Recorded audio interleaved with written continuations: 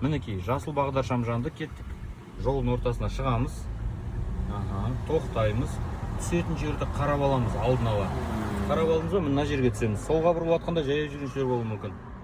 Мен терезеден жаяулар абайла деп айқайлап отырамын. Дайындаламыз. Mitsubishi бұрылады екен. Жақындаймыз алға қарай.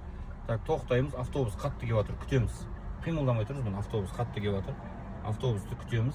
Дайындаламыз ары қарай итеруге. Кеттік, газ плавный. Спокойный газ, молодец. Бірінші жолақтан бірінші жолаққа. Сілкімейміз руль.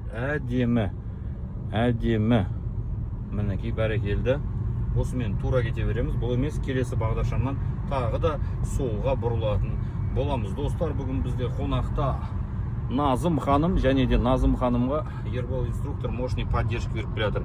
Аффирмация, визуализация, менің ішкі чакраларым сабыр сақтап жатыр. Менің қолымнан келеді.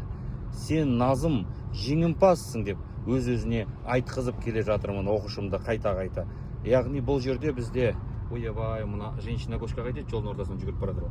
Бұл жерде біз жүргізу сабағы және де психологиялық терапия сабағын өтіп жатырмыз. Назым ханымға аямай лайк басып, комментарий жазып кетіңіздер. Назым ханым, көңіл күйіңіз қалай? Ал менің көңіл күйім пойдет деп қойсаң. Әзіл ғой, әзіл күлкі витамин, анда-санда аспирин.